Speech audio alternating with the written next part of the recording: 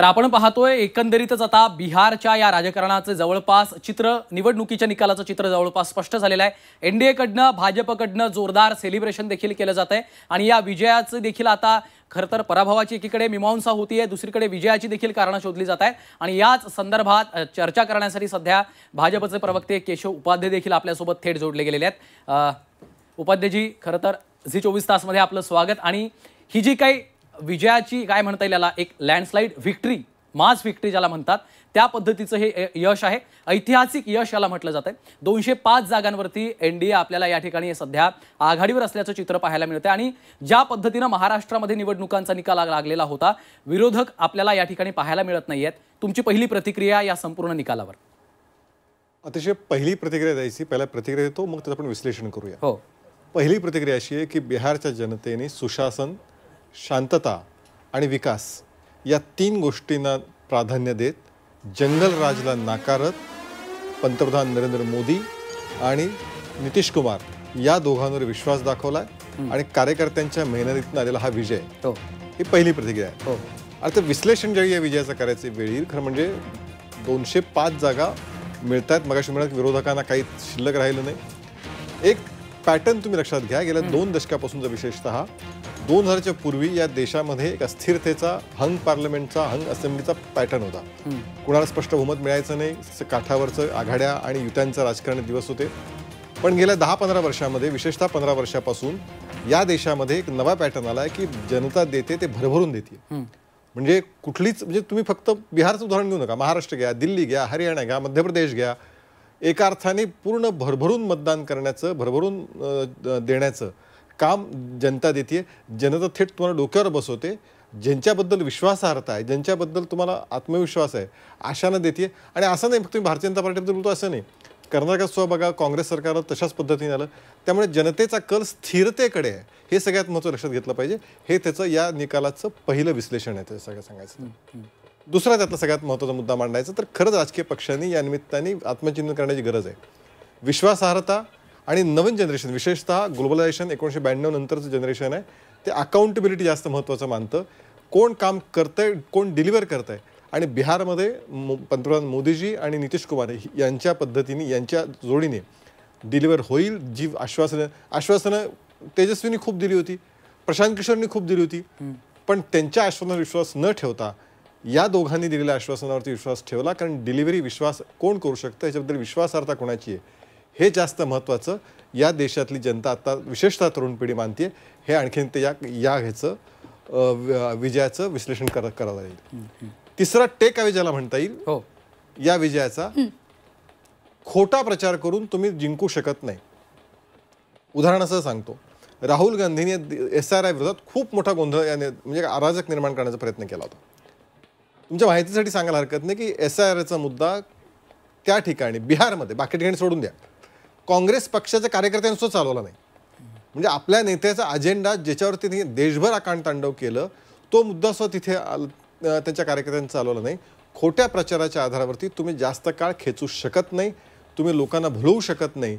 आजच्या याचा सगळ्यात महत्त्वाचं, राहुल गांधी आणि सगळ्यांना एक इशारा आहे की खोटा प्रचार तुमचा चालणार नाही, लोक तो स्वीकारणार नाहीत। अगदी केशवजी, एक महत्त्वाचा मुद्दा म्हणजे आताची एक ब्रेकिंग बातमी समोर आलेली आहे। एनडीए 206 जागांवर आघाडीवर असल्याचं आपल्याला पाहायला मिळतंय। खरं तर 2010 साली एनडीए 2010 साली 206 जागांवर एनडीएने विजय प्राप्त केलेला होता आणि आता 2025 मध्ये सुद्धा 206 जागांच्या आघाडीवर आपल्याला एनडीए पाहायला मिळते। स्वतःचाच विक्रम एनडीएने मोडलेला आहे आणि याच अनुषंगाने महत्त्वाचा मुद्दा म्हणजे साधारण आपल्याला 94 जागांवर भाजप आघाडीवर असल्याचं पाहायला मिळते आणि जेडीयू 82 जागांवर आघाडीवर आहे। अद्यापपर्यंत म्हणजे जेव्हा निवडणुका लागल्या, त्यानंतर प्रचार झाल्या, सभा झाल्या, मात्र एनडीएनं आपल्या मुख्यमंत्री पदाचा चेहरा हा जाहीर केलेला नव्हता। आता चित्र काहीसं स्पष्ट झालेलं आहे, बिहारचा मुख्यमंत्री कोण होणार? मला असं वाटतं की आत्ता अजून पूर्ण निकाल पूर्ण जाहीर, म्हणजे निकाल सगळीकडे जवळपास जिंकल्याच जमा आहेत, पण अधिकृत निकाल संध्याकाळपर्यंत हाती येतील। मला वाटतं आत्ता भारतीय जनता पार्टीच्या कार्यकर्त्यांसाठी हा जल्लोषाचा, आनंदाचा दिवस आहे, हा क्षण आहे। तो जल्लोष, आनंद त्यांना साजरा करू द्या, नेत्यांना आनंद साजरा करू द्या। कारण खूप मोठ्या प्रयत्नानंतर, खूप मोठ्या अनेक वर्षांनंतर पुन्हा एकदा इतकं मोठं घवघवीत यश, म्हणजे भारतीय जनता पार्टीने जागा लढवल्या होत्या 101 आणि त्यापैकी 95-96 जागा भारतीय जनता पार्टी जिंकते। म्हणजे जवळपास 95% यश, डिस्टिंक्शनचं यश हे भारतीय जनता पार्टीच्या कार्यकर्त्यांनी मिळवलं आहे. राहिला प्रश्न असा, मुख्यमंत्री मला असं वाटतं की येत्या 2-4 दिवसामध्ये भारतीय जनता पार्टीचे आमदार, भारतीय जनता पार्टीचे संसदीय मंडळ आणि त्याचबरोबर केंद्रातले नेते पंतप्रधान नरेंद्र मोदीजी, अमित शहाजी, त्याचबरोबर नितीश कुमारजी हे एकत्र बसतील आणि बिहारसाठी जे आवश्यक असेल तो निर्णय करतील. पण नितीश कुमार मुख्यमंत्री होत नाहीयेत असं तुम्हाला म्हणायचं? नाही, मी काहीच म्हटलेलं नाही. मी असं म्हणालो की बिहारसाठी जे काही आवश्यक असेल, तुमच्या माहितीसाठी सांगतो, 2020 साली सुद्धा अशीच परिस्थिती होती. Bharatiya Janata party number 1 party होती आघाडीमध्ये आणि युतीमध्ये, आणि नितीश कुमारांना जागा भाजपच्या कमी होत्या. पण त्यावेळेस भारतीय जनता पार्टीने एक ठरवलं होतं, त्या पद्धतीने नितीश कुमारांना मुख्यमंत्रीपद देऊ केलं आणि नितीश कुमार मुख्यमंत्री झाले. त्यामुळे मी मुख्यमंत्री करणार किंवा करणार नाही असं न म्हणता हा निर्णय, शेवटी भारतीय जनता पार्टीमध्ये निर्णय करण्याची प्रक्रिया आहे. तो कुणी उठून कुठेही जाहीर करू शकत नाही. ती प्रक्रिया पूर्ण करून बिहारसाठी, बिहारच्या विकासासाठी जे आवश्यक असेल, कारण इतका मोठा मॅन्डेट, इतका मोठा विश्वास बिहारच्या जनतेने भारतीय जनता पार्टी दाखवला आहे, तो टिकवण्यासाठी आणि तो वृद्धिंगत करण्यासाठी जो निर्णय आवश्यक असेल तो घेतला जाईल. नाही, केशवजी, मुख्यमंत्री पदाची वारंवार हा प्रश्न का विचारला जातो? कारण कालपर्यंत सगळेच जवळपास भाजपचे नेते बिहारमधले असू द्या, देश पातळीवरचे असू द्या, नितीश कुमार यांच्या नेतृत्वाखाली ही निवडणूक लढवली गेलेली आहे, कारण ते मुख्यमंत्री होते. त्यामुळे आता तेच आमचे मुख्यमंत्री असतील पुढच्या निवडणुकीच्या विजयानंतर, म्हणजे या निवडणुकीमध्ये, असं सांगितलं जात होतं. मात्र आता अचानक जर ही भाषा बदलत असली तर हा प्रश्न उपस्थित होणारच आहे. नाही, कुणीही भाषा बदलली नाही. सगळ्यात महत्त्वाचं, तुम्ही माहिती असेल की माननीय केंद्रीय गृहमंत्री अमित शहा यांनी अत्यंत एकदाने अनेक वेळा स्पष्ट सांगितलं की आम्ही, म्हणजे त्यातलं शब्दशः वाक्य असं आहे, आम्ही नितीश कुमारजींच्या नेतृत्वाखाली निवडणूक लढवत आहोत. नितीश कुमार आमचे मुख्यमंत्री आहेत या ठिकाणी, आणि आणि त्यात चूक काहीच नव्हतं. मुख्यमंत्री नवा नेता हा त्याच्यानंतर शेवटी त्या निवडून आलेल्या आमदारांच्याशी चर्चा करून तो निर्णय केला जाईल. त्यामुळे ती प्रक्रिया जी आहे, ती घटनात्मक संसदीय पक्षाची संसदात्मक घटनात्मक प्रक्रिया आहे, ती प्रक्रिया तर पूर्ण करावी लागेल ना. तुम्ही म्हणताय प्रक्रियेची आपण वाट बघू, कारण अद्याप अजून चर्चा व्हायच्या आहेत. त्यानंतर आपण पुन्हा एकदा हा प्रश्न विचारणार. आणखी एक महत्त्वाचा आरोप खरं तर या संपूर्ण निवडणुकीमध्ये झाला, फ्री बीजचा मुद्दा. महाराष्ट्राच्या निवडणुकीमध्ये लाडकी बहीण योजना आणली गेली आणि त्या निवडणुकीचा आम्हाला फायदा झाला, हे तुम्ही देखील मान्य कराल सत्ताधारी पक्षाला, कारण सत्ताधारी पक्षाच्या जवळपास सर्वच नेत्यांनी ते मान्य केलेलं आहे. जीविका दिदी योजना निवडणुकीपूर्वी त्या ठिकाणी आणली जाते, जवळपास 3 महिन्याआधी, आणि महिलांच्या खात्यामध्ये थेट 10,000 रुपयांची रक्कम पोहोचते. त्यामुळं हा मतं विकत घेण्याचा प्रकार आहे असा आरोप सातत्यानं तुमच्यावर होतोय. मला एक सांगा, मगाशी मी उल्लेख असा केला की आश्वासनं देतो, ते आश्वासनं पूर्ण करण्याची क्षमता कोणात आहे त्यावर जनता विचार करते. मी तुम्हाला विचारतो, म्हणजे मला तर आठवतं एकदा माननीय प्रमोदजींनी एक उदाहरण दिलं होतं, ते मला आज आठवत आहे. प्रमोदजी असं म्हणाले की काँग्रेसच्या काळात काय, प्रत्येक योजना म्हणजे एक पंचवार्षिक योजना आहे, प्रत्येक आश्वासन म्हणजे. मला असं वाटतं पराभवातून आल्यानंतर, म्हणजे कालच काही विरोधकांच्या महागठबंधनमधल्या लोकांनी अशा प्रकारे इशारे दिले होते की पराभूत झालो तर नेपाळ वगैरे होईल. मला असं वाटतं की लोकशाहीमध्ये जी काय हार पराभव, भारतीय जनता पार्टी काय यापूर्वीचा अनेक वेळा पराभव आम्ही स्वीकारलेत, पचवलेत, पण ती पराभव स्वीकारण्याची एक शालीनता असते, ती आपण खरं तर दाखवली पाहिजे. मगाचा माझा जो मुद्दा होता की खरं म्हणजे काँग्रेस, मला एकदा माननीय प्रमोदजींनी महाजन यांनी सांगितलं उदाहरण मला आजही आठवतं. काँग्रेसचं कोणते आश्वासन म्हणजे पंचवार्षिक योजना असते. म्हणजे उदाहरणार्थ एक रस्ता बांधायचा आहे, तर ते रस्ता बांधण्याची घोषणा करून त्याची 5 वर्ष काढायचे. रस्ता बांधायची, दुसऱ्या याच्यामध्ये ती खडी यायची, तिसऱ्या याच्यामध्ये ते रस्त्यासाठी मोजमाप व्हायचं. अशा पद्धतीने एक रस्त्यावरती ते 3-4 पंचवार्षिक योजना म्हणजे 20 वर्षे काढायचे. हे काँग्रेसचा इतिहास होता. तो इतिहास सोडून द्या. 2004 सालचं मला उदाहरण आठवत आहे. 2004 साली सुशीलकुमार शिंदे मुख्यमंत्री होते. निवडणुकाला सामोरं जाताना त्यांनी शेतकऱ्यांसाठी 0 बिलं, वीज बिल माफ, अशा प्रकारची घोषणा केली होती. आणि प्रत्यक्षामध्ये ज्यावेळी निवडणुका झाल्या, काँग्रेस जिंकली, त्या आश्वासनाच्या आधारे शेतकऱ्यांनी भरभरून मतदान केलं. निवडून आल्यानंतर पहिला निर्णय काँग्रेसने कोणता केला, तो 0 बिलं, वीज बिलं माफचा रद्द होता, तो निर्णय रद्द केला काँग्रेसने. ही विश्वासार्हता हा जनतेचा विश्वासघात आहे. इथे आम्ही जी आश्वासन देतोय, ज्या घोषणा करतोय, त्या घोषणा पूर्ण करतो. इथे सो लाडली बहिणाची योजना, इथे खूप प्रचार केला गेला विधानसभा निवडणुकीत, विधानसभा झालं की बघा बंद करणार.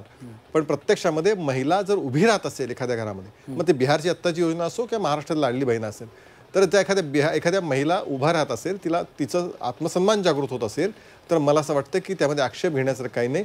शेवटी खोटी आश्वासन देण्यापेक्षा जे आम्ही करून दाखवतो ते आम्ही सांगतो. नाही, आक्षेप घेण्याचा मुद्दा नाहीये केशवजी. मात्र लाडकी बहीण योजनेमुळे आपल्या तिजोरीवर ताण आला हे देखील वास्तव आपण स्वीकारलं पाहिजे ना. इतरही खात्यांचा निधी त्याकडे वळवल्याच्या बातम्या समोर येतात. भविष्यामध्ये ज्या पद्धतीची योजना आज बिहारमध्ये येऊ घातलेली आहे किंवा सुरू झालेली आहे ते देखील अशाच पद्धतीनं स्क्रुटिनी करून काही नावं वगळली जातील. भविष्यामध्ये ही देखील योजना बंद पडू नये.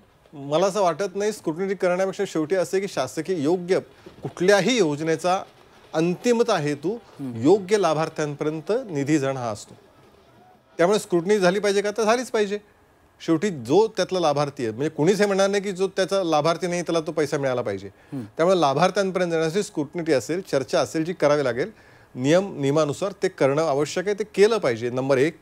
नंबर 2, शेवटी त्या राज्याच्या आर्थिक क्षमतेनुसार त्या राज्याने ती घोषित करायचं असतं.